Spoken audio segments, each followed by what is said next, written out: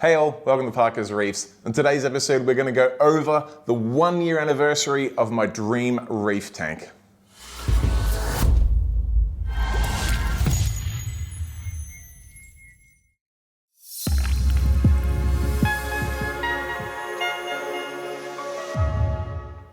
All right, thank you so much for joining me in another episode of Parker's Reefs, and this is a big one. I'm super excited to bring to you the 1 year anniversary of my dream reef tank. Now, I would love to sit here and tell you that this video has been 1 year in the making, but in reality, it's been about 4 or 5 years in the making. A whole heap of saving, planning, and scheming has come about getting this tank to where it is today. And I figured at the 1 year mark, it'd be a fantastic opportunity to go back, have a look at some of those decision points, have a look at some of the planning that went into it, and go over some of the things that I think worked well, and some of the things that I'd probably tackle a little bit different for the next dream reef tank, which isn't anytime soon, but I will share the information with you guys nonetheless. And of course, we'll have a look at what's new on the tank and what is coming up next. So let's jump on into it. All right, so a bit of an overview as to how the planning for this dream reef tank came about. It didn't just start 1 year ago and I decided I'd put a tank here and fill it up and we'd be here a year later. In reality, it started probably 4 to 5 years ago when I was a few years into my previous display tank. Now, don't get me wrong, that display tank was looking absolutely incredible. The corals had completely grown out and everything was ticking along really, really well. But I had noticed a few things that I didn't really love about the tank and some things that I would absolutely change if I had my time again. Of course, those things all come at a cost, so it wasn't something I could really just implement at the time. Plus, some of those things like changing the stand isn't really an easy thing to do when you've got a completely established reef system on top of it. So I came up with a bit of a hit list of things that I wanted to address on that new system. From there, I started doing a little bit of modeling as to how it would look and what sort of size I would go for, how we'd work the tank in the space. Once I had that in mind, I was able to get myself a little bit of a shopping list and work out a rough budget, which if you saw the budgeting video I did, I ended up blowing that budget out pretty drastically, almost double. So I guess come up with a budget and then double it, you're probably going to be around the right mark. But it did get me to the point where I knew how much money I had to have to proceed. And then that gave me some time to basically just go away and save some money and squirrel away so I could afford to jump on this journey. Now, fast forward a couple of years, we got to the stage where I was ready to do it. My display tank was 7 years old. I had a nice little nest egg saved up there and I was ready to proceed. Now, one little catch jumped in there. Thankfully, I've got an incredibly understanding wife who completely supports my hobby, but she did point out that if I'm going to take my previous display down and put a new tank up that I hope to last 10, 15, maybe 20 years in this spot, that there was no way known it was going to happen on the floors we had here, or if the paint behind the tank was going to remain the way it was. So with the old display tank out of the way, it gave us an opportunity to do a well-needed renovation in this space here, including some new floors which were aquarium friendly in that they are water. Well, they're able to handle water spills. Not that I really want to spill water, but they can do it. They can handle the weight. They can handle everything like that. Some fresh paint, some fresh lights, new kitchen, new wardrobe, a little bit of bathroom update, lots of things that are side projects. But you know what they say, happy wife, happy life, and the house absolutely needed a renovation. So there's no use having a dream reef tank if the house looks a little bit run down at the same time. So I'm happy that we were able to get that done. All right, so with the old display tank out of the way, the renovation's complete, we were finally able to fast forward and get stuck into this dream reef tank. Now, most people would base their new tank around the glass box. I did not. I wanted to base it around my extruded aluminium stand, so that was where I started. That then denoted the size and dimensions and everything for the rest of the tank. So I got the stand in. Thankfully, it was fairly easy to do. I spoke to the team at Modular Components Australia. They were able to design it, load test it, do everything for me, and then cut it to size, have all the threads, everything done so I could come home and assemble it here in my lounge room.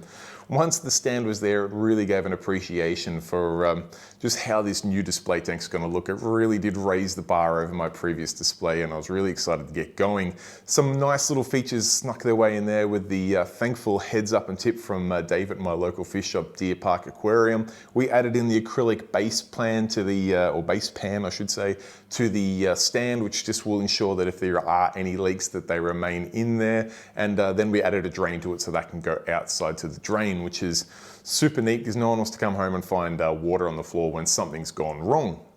After that, I did then jump into picking who was going to make the glass box for me, and I reviewed quite a lot of options out there, from local builders to some off-the-shelf solutions to a little bit of a hybrid, which is where I ended up in getting water box aquariums to build this for me. It's a custom build now before people out there jump all over that bit there. I know that Waterbox do not do custom build aquariums everywhere in the world, but for me they did. I was lucky, and it's an absolutely beautiful glass box. We went into quite a few details on the design there around where the overflow would be using the shadow overflow, where the returns would be the back glass, which is a tinted black glass with a black backing to give you that real deep look to it.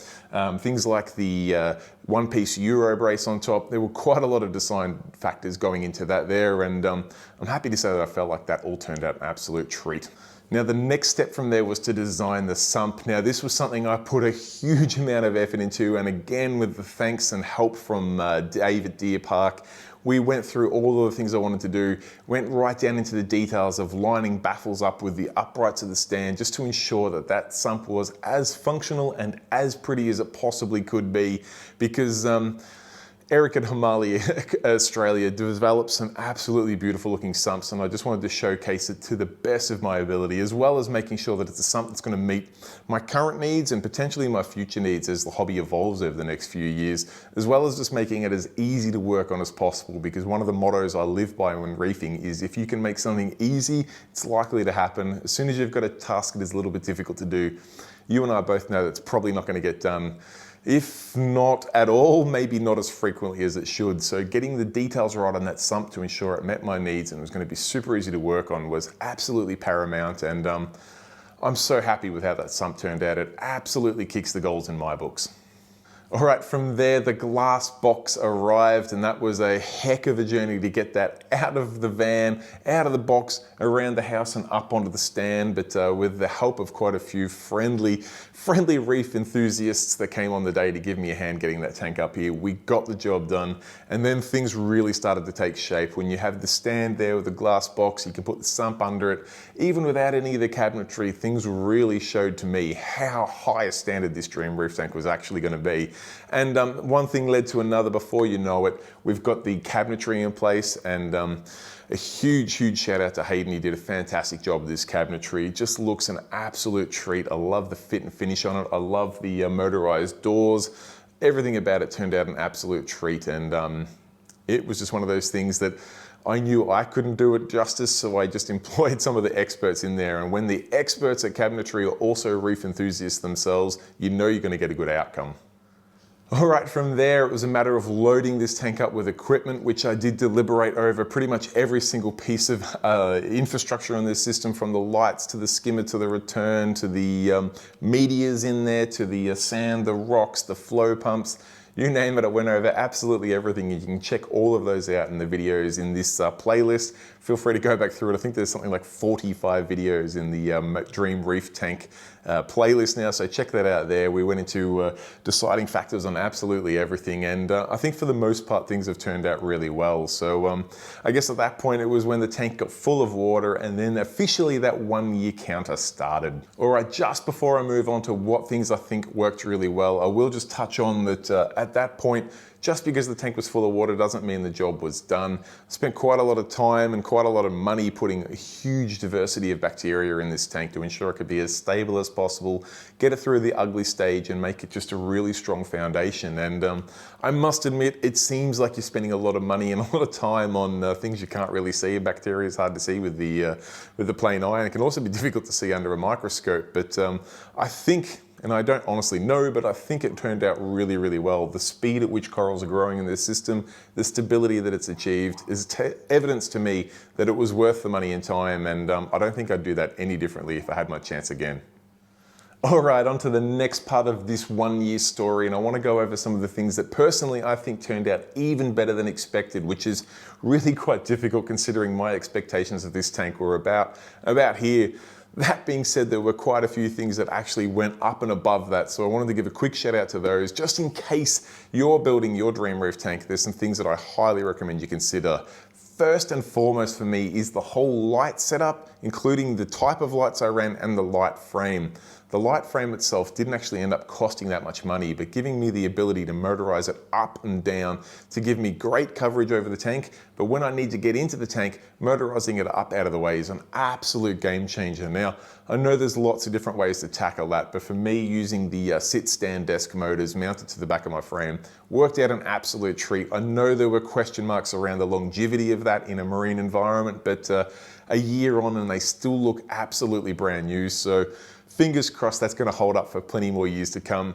If you recall, I did design it so that if anything did go wrong with those, I can actually remove them without actually having to do anything with the tank, which, don't get me wrong, is not going to be an easy job, but it is possible. So fingers crossed, or touch wood, I won't have to do that anytime soon, but I would absolutely do that part of the tank again and again and again. In fact, I don't know if I would build another tank this size without ever having a motorized light frame on it, because it just makes working on the tank so easy, and it touches on what we were talking about before, in that if you make difficult tasks easy, they're more likely to happen. Now, the second part of that light expectation that was exceeded was the type of lights.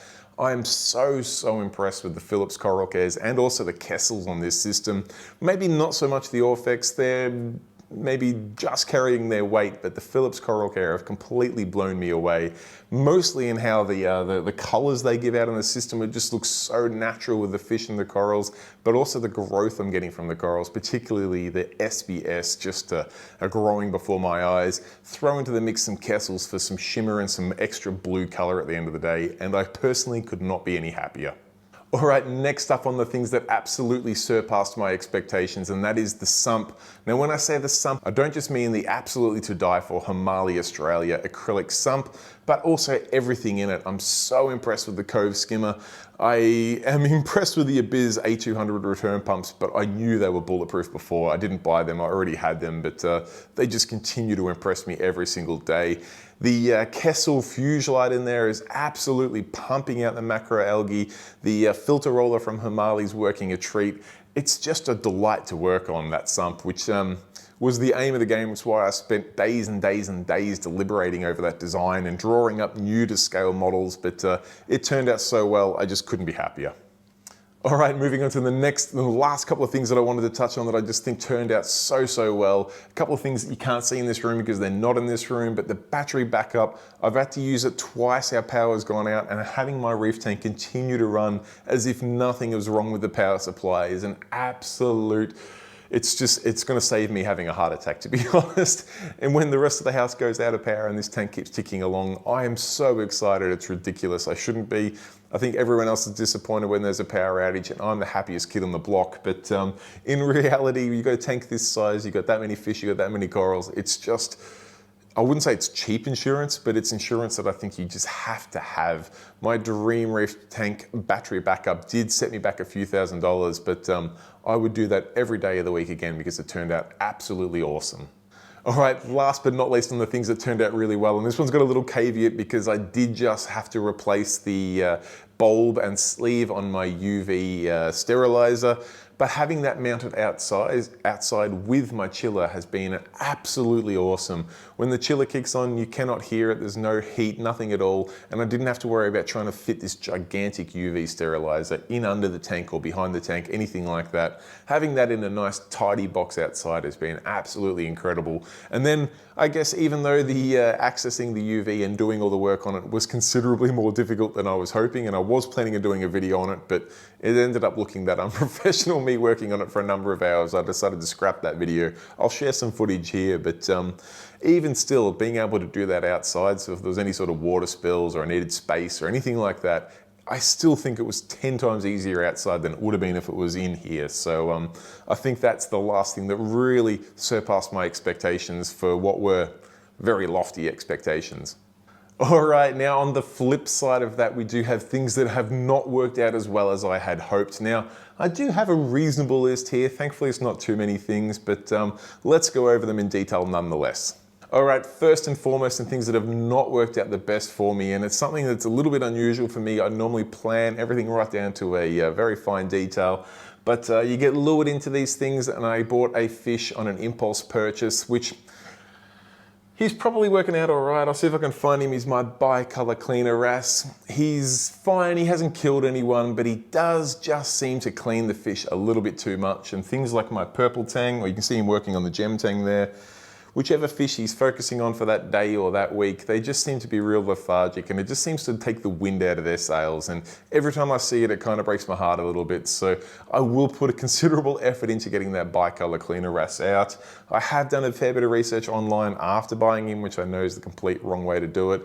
And it seems that they are not harmful. They're not parasites or anything like that, but they are just a little bit overzealous in their cleaning, and probably best suited to fish, you know, maybe this big or larger. And I've really only got 2 of those in the tank, so when he goes to my smaller tanks like my purple or my gem, it just doesn't seem to work out the best for them, and they pull through and they're fine, but it's just not the kind of harmony I want to see in the tank. So that's one thing that I would probably do differently if I had my time again, and I will continue to try to catch him to get him out of this system.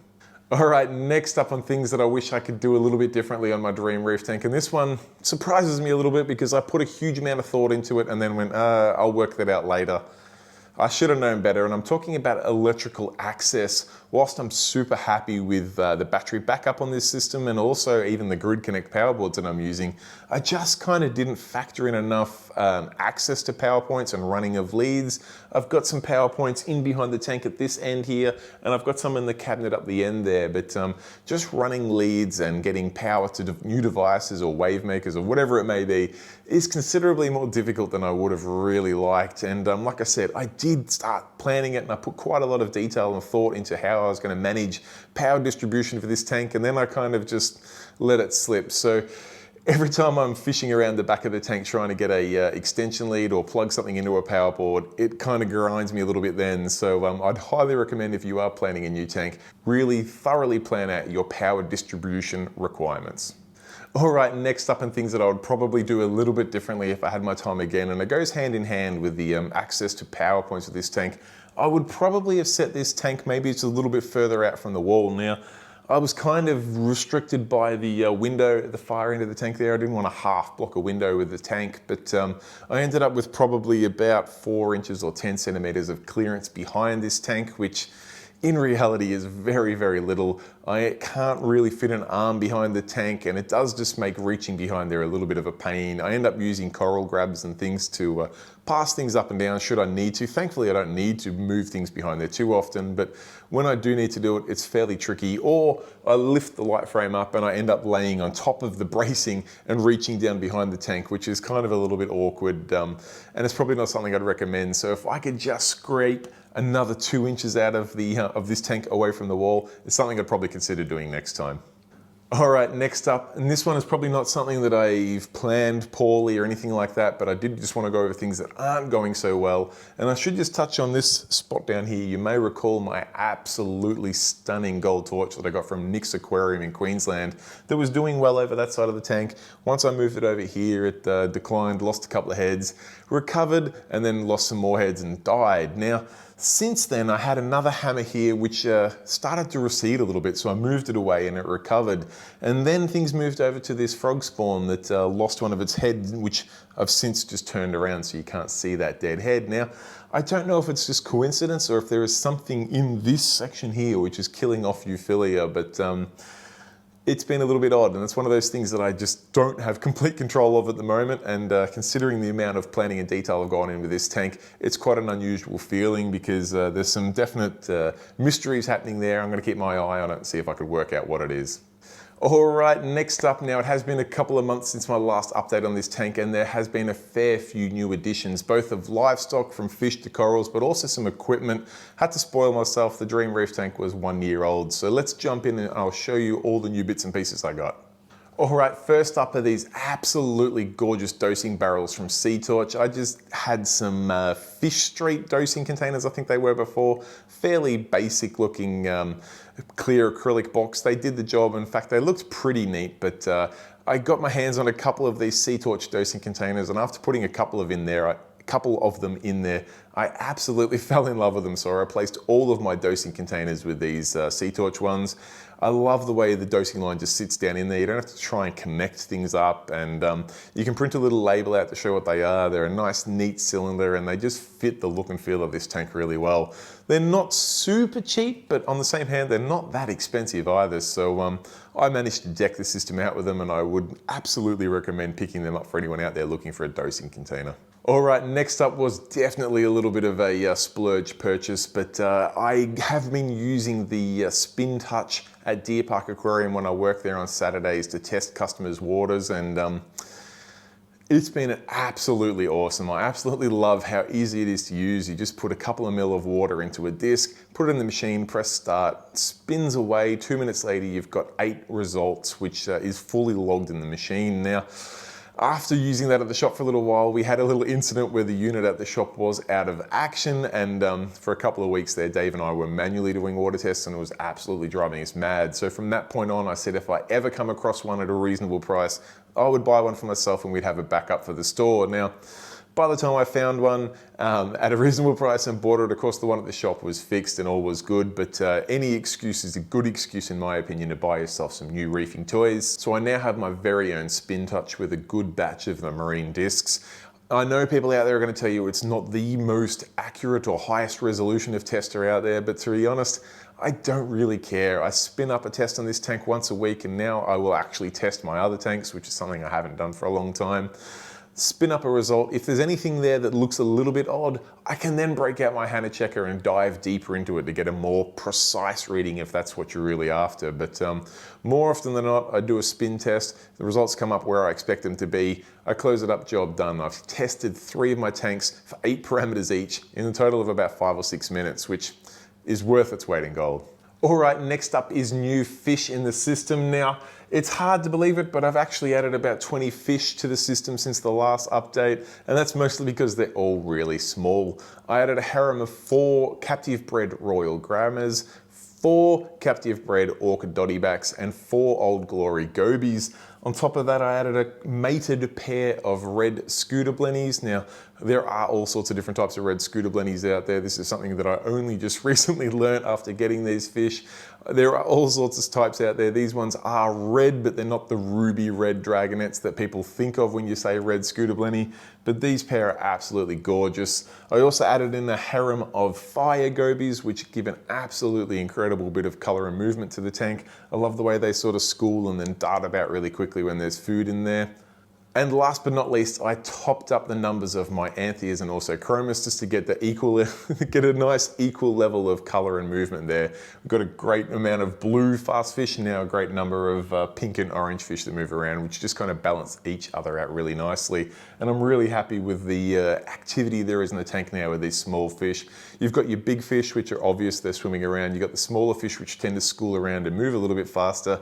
Now I've got a bunch of a little bit more cryptic fish that aren't so obvious when you first take a glance at the tank, but when you're up here, like I often am, studying the tank, having a nice close look, you come across these fish and it just kind of gives them another dimension to the tank, which is not something that it's difficult to explain, but when you see a fish that you don't see all that often, it kind of puts a smile on my face. All right, next up was new coral, and I don't know, the tank looked pretty full before, but I added a heap of coral to this system and I got it all from my favorite local fish shop. No, not Deer Park Aquarium. I got it from my fish room. I've been collecting a bunch of SBS in there. Sure enough, most of them have come from Deer Park Aquarium. Every time I work there, I pick up another few pieces and pop them in my frag tank just to bake away under the Radian Gen 5s in there. And the other day when this tank turned 1 year old, I went on the best kind of shopping spree, a free shopping spree, and loaded up myself with all sorts of corals out of that frag tank and put them in here. A couple of my absolute favorite pieces that I've been waiting to add to this tank are in now. I've added in for a second chance a Walt Disney frag. Now I know overseas these aren't the most expensive things, but here in Australia they still run at about $1,000 a frag, and it is one that I did lose early on in this system. So I took the plunge and have added one more. This will be the last time I try a Walt Disney until I get one for free, so fingers crossed it works out. It's sitting up here in an absolute premium location with a huge chunk of epoxy under it, just to make sure it's not going to fall off or anything like that. And so far so good. It's got beautiful color, beautiful polyp extension, and it's encrusting over that tile really, really fast. On top of that, I've also got a beautiful cherry bomb frag in there. I must admit it doesn't have the most intense color just yet, but it has been in the system for 2 or 3 days. So maybe give it another couple of months and that really vibrant pink and red should shine through. The last of the premium frags I've added, and it came all the way from Sydney from David Sirius, is a chalice, a rainbow chalice. Now that is something I've been chasing for a long, long time. Unfortunately, the chalice, well, the whole package got caught up in the mail, and it took a little bit longer to get here than we would have liked. And I had a few SBS frags in that delivery that all passed, unfortunately. The chalice actually came out of the box looking incredible, but as it acclimated into normal conditions over the next couple of days, it started to look really bad and it started peeling away. So I had to hack it back a fair way. I'm glad to say though that it appears to have worked. In fact, it's growing back at a nice rate of knots and it's got all of those beautiful colors in there. So happy days. Now, other than those 3 aquacultured pieces that have got fancy names, the rest of the bits and pieces I added to this tank were all just wild pieces. A number of wild SBS that are all collected out in Cairns, Australia, which just look absolutely gorgeous in this system. I did also add another gold torch. I put it in a little bit more of a discreet location this time, up near my toxic green torch, and so far so good. It looks to be doing really well. I did a little bit of a obscure mounting on that one, but it is in position and doing well. All right, the next thing I wanted to cover is the maintenance that I did in this tank. Now that it reached 1 year old, I wanted to make sure that I kept all of the equipment running in its absolutely best conditions. So I took on the task of replacing the UV bulb and the sleeve in the Pentair UV outside. I did touch on before that I was going to do a video on this, but to be honest, it ended up being a fairly awkward job. I thought it'd be a lot easier than it was, and it probably should have been, but it's the first time I've ever done this, and it ended up taking me a good solid afternoon. So the footage stopped rolling after a while. I put a little bit of it on screen for you now to see. Thankfully that was outside, which did make it a lot easier with the room to work and also not having to worry about spilling water or anything like that. But that's got a new sleeve and a new bulb in it, so that's going to be good to go for another 12 months. I took the opportunity to run a little bit of citric acid through the chiller while I was out there, just to make sure there was no buildup in there.